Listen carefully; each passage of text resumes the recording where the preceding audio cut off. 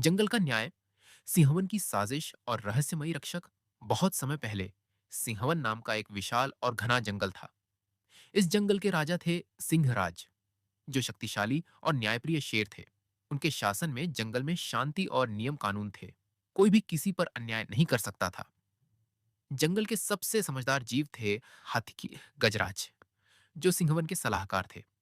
बंदर मदारी अपनी चतुराई और मजाकिया अंदाज के लिए जाना जाता था। वहीं लोमड़ी शुराफाती बहुत चालाक थी और हमेशा षड्यंत्र रचने में लगी रहती थी। लेकिन सबसे रहस्यमयी जीव था छाया रक्षक अरमक्याक्स को कॉकी, एक अज्ञात शक्ति जो जंगल की रक्षा करता था। कोई नहीं जानता था कि वह कौन है, पर जब भी जंगल पर कोई बड़ा संकट आता वह प्रकट हो जाता। एक दिन जंगल में अजीब घटनाएं होने लगीं। एक तालाब का पानी काला हो गया, जिससे कई जानवर बीमार पड़ने लगे। जंगल के फल और अनाज सड़ने लगे। अंधेरे में अजीब अजीब आवाजें सुनाई देने लगीं। जंगल के छोटे जानवर अचानक गायब होने लगे। ये देखकर सभी जानवर घबरा गए। गजराज ने सभा बुलाई और सभी को बुलाया। गजराज बोले, मित्रों, यह जंगल पहले कभी इतना अराजक नहीं था। यह जरूर किसी की साजिश है। हमें इसका हल निकालना होगा। सभी जानवरों ने सिंहराज के पास जाकर शिकायत की। सिंहराज गरजे, जंगल में न्याय होगा। हमें इस रहस्य का पर्दाफाश करना ही होगा। इसी बीच लोमड़ी खुराफाती और मगरमच्छ नदी के किनारे गुप्त रूप से मिले। मगरमच्छ फुसफुसाया, क्या तुम पक्का जानती हो कि यह योजना सफल होगी? लोमड़ी हंसते हुए बोली, सिंहराज बूढ़ा हो चुका है। अगर जंगल में और अधिक अराजकता फैलाई जाए तो जानवर खुद ही उसे हटाने की मांग करेंगे। फिर मैं जंगल की रानी बनूंगी और तुम नदी के राजा। मगरमच्छ खुश हो गया। वह हर रात तालाब में झरमिलाने लगा।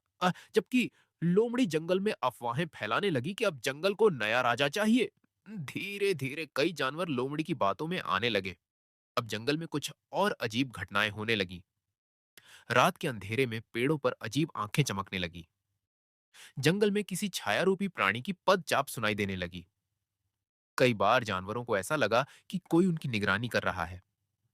एक दिन बंदर मदारी ने महसूस किया कि कोई उसकी पूंछ पकड़कर खींच रहा है।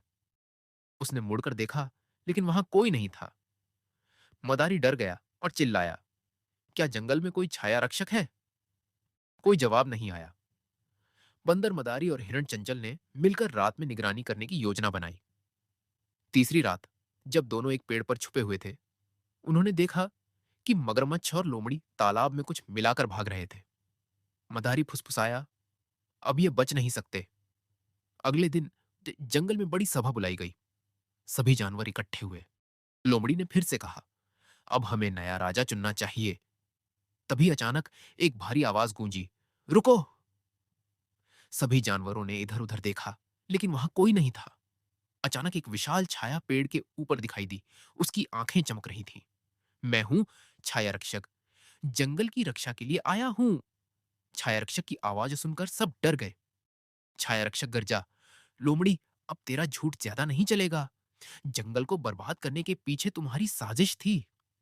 लोमड़ी घबरा गई और पीछे हटने लगी। मगरमच्छ भी डर के मारे पानी में छुपने लगा। सिंहराज बोले, अब फैसला होगा।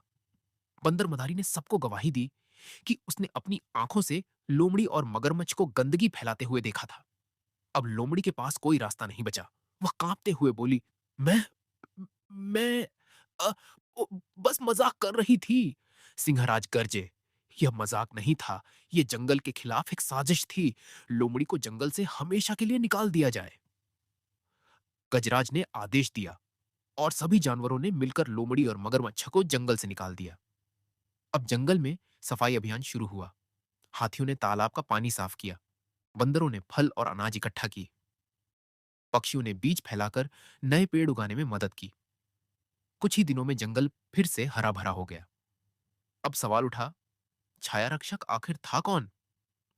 लेकिन जब जानवर उसे देखने के लिए मुड़े तो वह गायब हो चुका था। गजराज बोले, वह जंगल का सच्चा रक्षक था, जो तब आता है जब जंगल को उसकी सबसे ज्यादा जरूरत होती है। सिंहराज ने कहा, हमेशा याद रखना, जंगल में कोई भी कितना भी चालाक क्यों ना हो, सच्चाई और न्याय की जीत हमेशा होगी। सभी जानवर खुशी से उछल पड़े और जंगल में फिर से शांति लौट आई। सच्चाई कभी नहीं छुपती। चालाकी और धोखा ज्यादा दिन तक नहीं चलता। जो जंगल या समाज को बांटने की कोशिश करेगा, उसका बुरा हश्र होगा।